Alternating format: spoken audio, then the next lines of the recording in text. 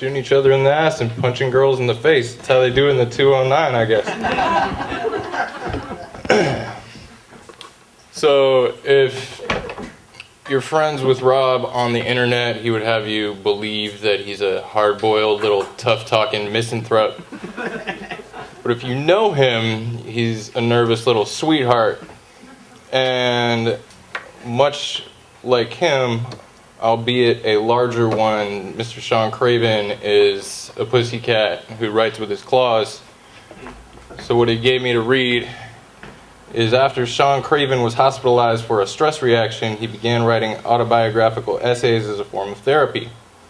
He was baffled but obscurely pleased when they earned him a place in the East Bay noir scene and a nomination for a Million Writer Award. Million Writer? That's right? Okay. I know you're big, but you're just one dude. Described by Joe Clifford as one of California's biggest crime-writing blockbusters. There it is. Biggest crime-writing blockbuster. Like, I get it. He's certainly one of the larger ones. Well, Rob Pierce and I have been working together for about 14 years now. I owe a lot to him. I'm really happy to see his work coming out in the public in this way.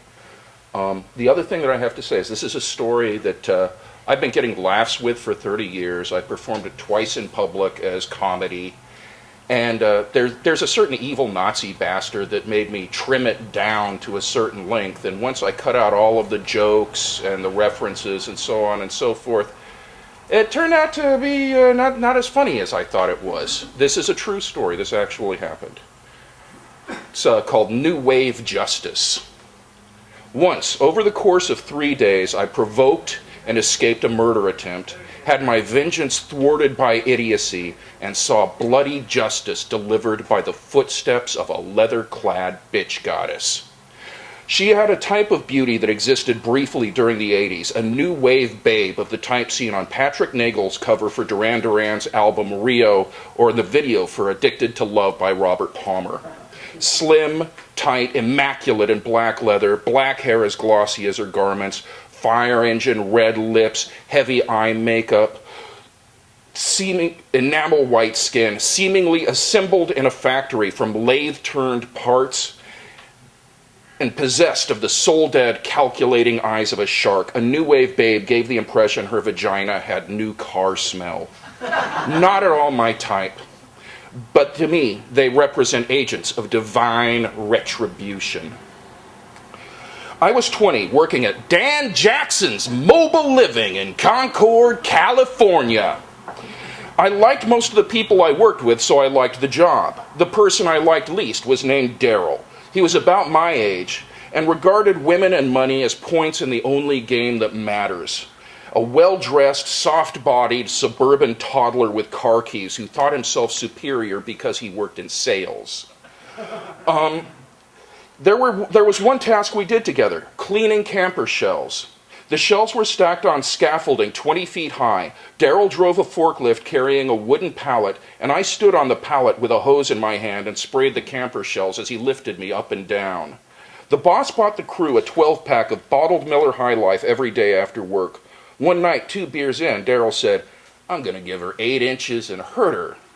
I hate dick chat. So I said, "Does that mean you're going to fuck her twice and then shove her out of bed?" Daryl gave me a dirty look. Later he said, "When my dick gets cold, I just tuck it into my sock." I said, "So, it's one of those detachable dinky toys? Is it snap on or screw off?" This went back and forth for a while. It was kind of funny until Daryl lost his temper and went for me. Laughing, I dodged behind tool bins until he spritzed me with beer, so I had to make the trip from Concord to Berkeley sticky and stinking like a bar rag. The next day, as we began hosing down the camper shells, Daryl laughed as he lifted the pallet I stood on. His laugh was the high-pitched force kind you hear from a child minutes before they collapse into tears. The pallet reached the proper height. It continued to rise. "Hey," I said, "stop!" He didn't stop. I kept going up, the hose in my hand growing heavier until the forklift had reached its full extension, 40 feet in the air. Daryl kept laughing. The forks dropped forward at an angle. I staggered back, grabbed a support, and screamed, "Cut it out!" The pallet lurched forward and down in a hard arc. I dropped to my belly, grabbed the pallet to keep it from slipping off. "Cut it out!" The pallet lurched back and forward and back and forward, and Daryl kept laughing. On my belly, holding onto the support, I aimed the brass sprayer down and hosed Daryl out of the driver's seat.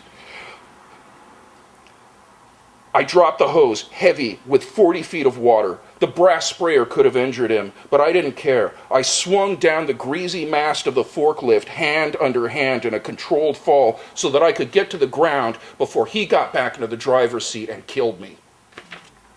I went after Daryl, my hands black with axle grease. He looked sullen and resentful. I reached for his face, ready to pull chunks off. He gestured toward himself. "What did you do that for? I'm all wet. Look at me. I can't work like this. I'm going to have to go home and change. They'll dock my pay." That was when the concept of punishment failed me.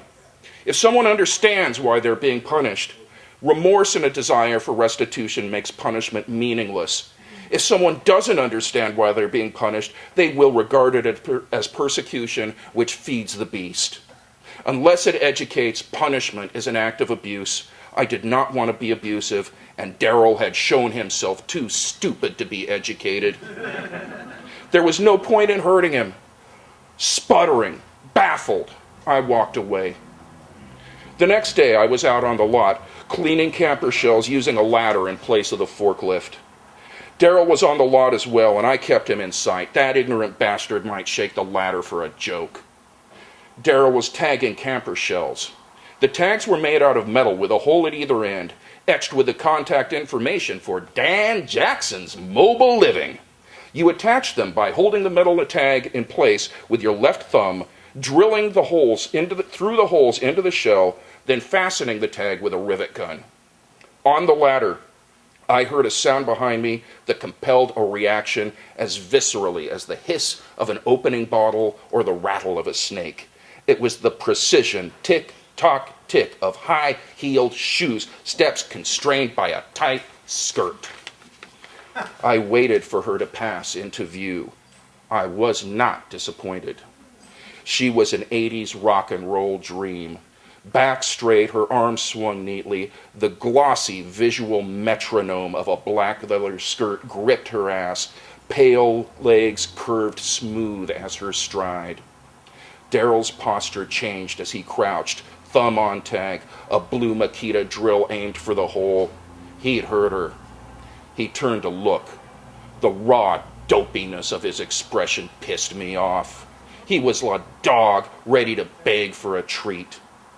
His forgotten right hand continued its downward motion until the drill impaled his thumb right through the nail. Wailing, he lifted both hands, gore-coated steel extending inches from his flesh.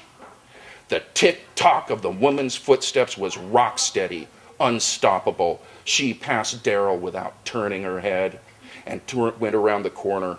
The sound of her heels grew distant until there was nothing left but screams, blood, and justice. Thank you.